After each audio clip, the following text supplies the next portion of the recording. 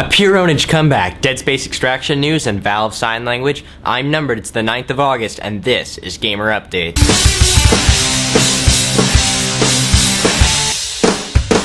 Now I'm going to skip right ahead to what I'm most excited about, and that's the return of Pwnage as a TV show. This is the greatest thing to happen to TV since Firefly. Pwnage, which is arguably the biggest show on the web, has been going through a slow period with no episodes and little news since the unfortunate death of Terrence Brown, who played T-Bag on the show. Throw in a long silent period and rumors that Kyle would also be leaving the show, and Pwnage looked all but dead. Even more recently, however, there's been a lot of whispering about the secret Project X, and we finally got to find out what all the hubbub was about. The Pwnage television show will premiere sometime in 2010, and they've been signed on to do 8 episodes for the Canadian channel Showcase. I don't get Showcase, which is a little worrying since they haven't said anything about web availability, but at the very least there will surely be a DVD. This show is going to own. Links to the announcement video are in the sidebar. In actual video game news, Dragon Age Origins was pushed back to November. Yay for game delays. There have also been a couple of new trailers in the past few days. There is a new Dead Space Extraction trailer with some developer commentary showing off the more character-driven plot that Extraction will offer. Extraction is a prequel to the original Dead Space, which means there will actually be people alive in this one.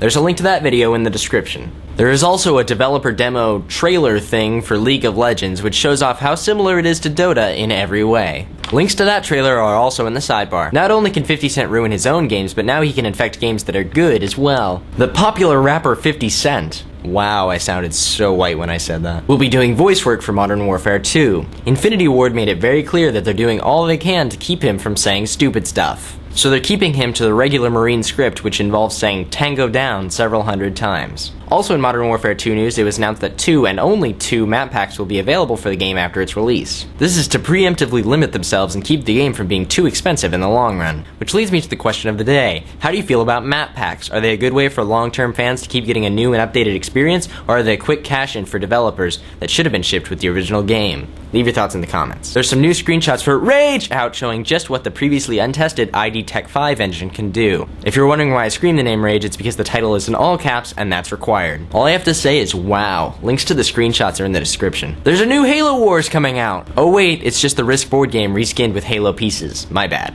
This may very well be the first trailer for a board game, link in the sidebar. Valve's own Gabe Newell has been expressing interest in adding sign language to the next installment of the Half-Life 2 series. The idea was possibly to give the lovable robot dog a little dialogue through sign language. Okay, whatever you want to do, Valve, just make sure the game comes out sometime before I die.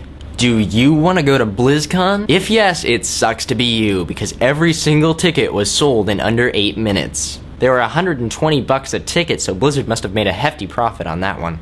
In kids having way too much time on their hands news, a gifted Rubik's Cuber decided, wow, it is way too easy to solve these 2 Rubik's Cubes. Why don't I solve these 2 Rubik's Cubes in one hand and play Guitar Hero in the other? So he did. Links to that video are, as always, in the sidebar. A Canadian company called Jet Levitation made a Super Mario Sunshine-style jetpack powered entirely by water and raw awesomeness. The only limitation was he was tethered to a water pump, so he couldn't go very far, but in the video it looked surprisingly maneuverable. Links to that video are in the sidebar. The game of the day for today is iFluid.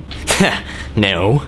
Fluid. iFluid is an indie game made by French developer X-Key, and you play as a drop of water to navigate a fairly typical home. There are 15 levels that take you to various locations around the home, as well as 3 different modes to play them on. The most fun of which being petals, where you're tasked to find 5 petals hidden throughout the map, and it requires a good bit of exploration. The physics are a little disproportional, but functional nonetheless. I got the game in an indie bundle about a year ago, but if this sounds interesting to you, it's worth the $10 that it costs to buy it by itself. I'm Numbered, and this has been Gamer Update.